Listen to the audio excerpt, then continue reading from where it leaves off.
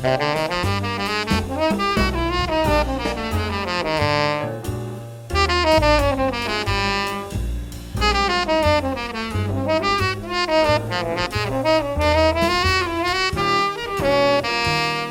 this video, I'm answering the question, how many times do we need to play something in a row perfectly before moving on, and giving you one quick tip to get past the most common music practicing mistake. Stay tuned to the end for my answer. Hi, I'm Donna from DonnaSchwartzMusic.com, and if you want more tips to bring your playing to the next level and licks to sound like a pro, hit that subscribe button and tap the notification bell to get notices when new videos are out. So Steve, one of my students in my Practice Smarter course, asked me, I've heard teachers say that we need to play things perfectly, in a row, 10 times in a row, before moving on to something else. But when I've done that, I still haven't mastered the lick I was working on. What do I do?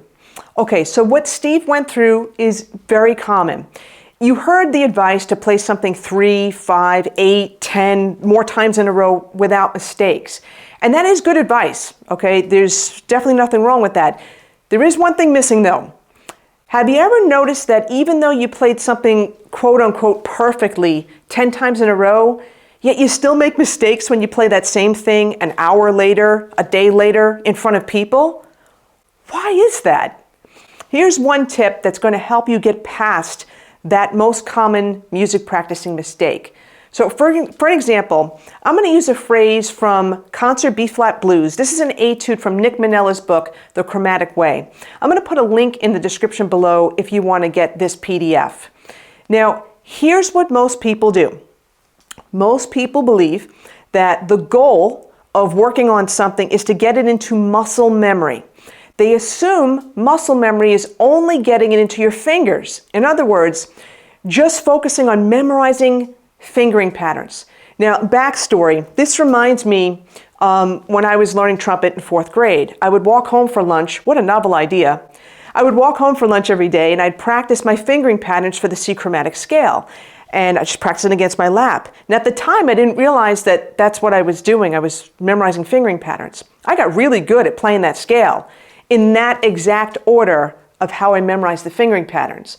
It took quite a bit to break out of the habit of playing the scale in that exact same way. Okay, so muscle memory does mean that you're practicing a particular physical movement over and over again, like rote repetition, until you get it right. In fact, athletes in all sports do this.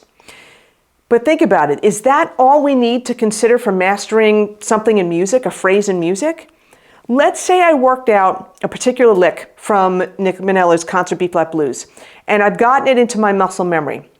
So my goal is to have the fingerings down to the point where they're on autopilot, right? Because I'm assuming that's what muscle memory is.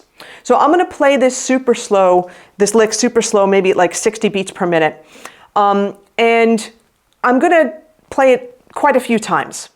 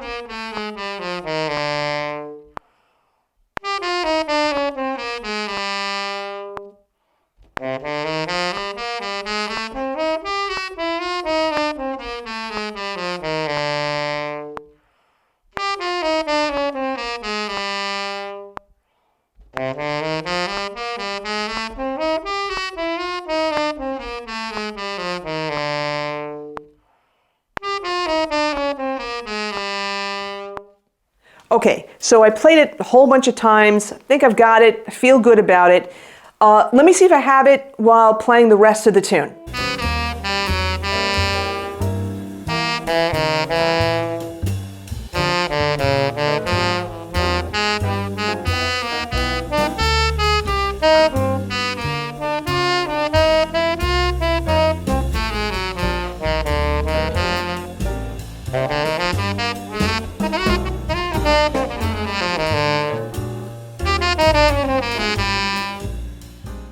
Oh man, I didn't understand why I screwed that up. I mean, I played it like so many times in a row. I don't know why I screwed that up. I played it so many times in a row. Why did that happen?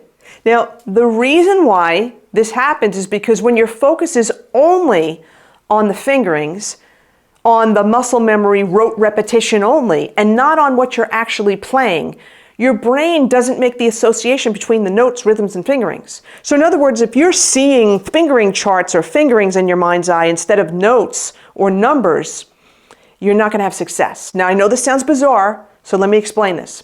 So many people focus on the fingerings. Some aren't even aware of the notes that they're actually playing. And when they go to play that phrase or the song, that's when the mistakes happen. And if it's a pattern they were working on to try to use when improvising, it just isn't going to stick. I've seen this happen with so many of my subscribers and students. In fact, it happened a few hours before I'm shooting this video. Now, the question is, what should you focus on? Well, if you're aware of what's going on in the music, and the level of awareness will be affected by how much theory you know. So if you're aware of at least the notes and the rhythms you're playing instead of memorizing a fingering pattern, you're going to have more success internalizing the pattern. If you understand the chords underneath the pattern, you're going to internalize it better because it's going to make more sense to you.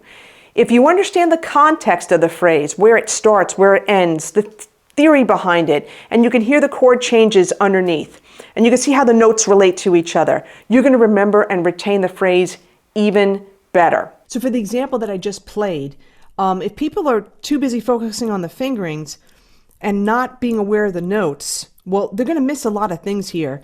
For example, this is from Nick's etude book. I just blurred out the rest of this over here. This was the phrase that I played. They would miss the fact that the chord tones are on strong beats, strong parts of the chord, right? Strong beats, I should say. And they're going to miss this little enclosure here to the B.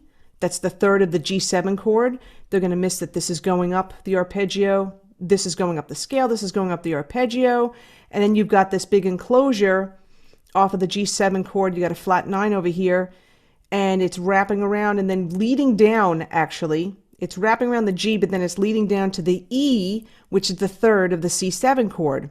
And that's basically going down a dominant bebop scale. And in the F7 chord, it's this pattern, right? Starts in the third, ends in the third, starts in the third, ends in the third. Same pattern going down a dominant bebop scale, and same sequence of notes. So if you're so focused on like seeing the fingering, fingering patterns or the fingerings in your mind, you're going to really miss this kind of stuff when you're trying to figure this stuff out by ear, or even if you're reading it for that matter. You're just going to think that this is a whole mess of notes, and it's not going to have any meaning for you.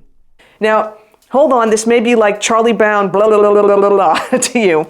Listen, don't let the stuff that I just mentioned hold you back from what I'm talking about here, from the main point. All right, let me try this again. I'm going to keep the context in mind.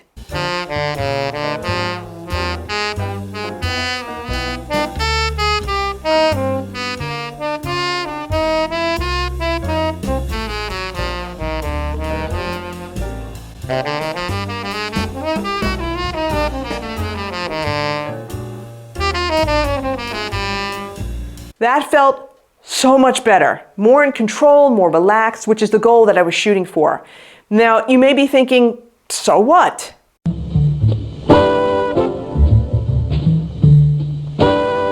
Why does it matter that I'm memorizing fingering patterns as long as I'm able to play the music? Here's the thing. If you want to be able to play that phrase or whatever you're playing with confidence, it matters. If you want to use that lick for improvising, you want to be able to make it your own, And you're not going to be able to do that unless you know how and why it works. Okay? So how many times do you need to play something perfectly in a row before moving on? That's the main question, right? If you get your focus away from fingerings and fingering patterns and focus on the context, like I mentioned before, those 5 to 10 times will benefit you instead of waste your time. And remember, that context is going to be at the level of theory that you understand right now. Now I have a question for you. Do you find yourself memorizing fingering patterns when you work on anything basically by ear? Let me know in the comments below. And I'm hoping this video helped you realize something about the way you're practicing and learning, and hopefully instill new habits that are going to help you move forward. As I mentioned before, I'll put the link for Nick's Chromatic Way etude book. It is a PDF. I'll put it in the description below. Now I've got more practice tips videos on my Patreon site at patreon.com/DonnaSchwartzMusic, and a whole course on optimizing your practicing called Practice Smarter. I'll put that link in the description as well.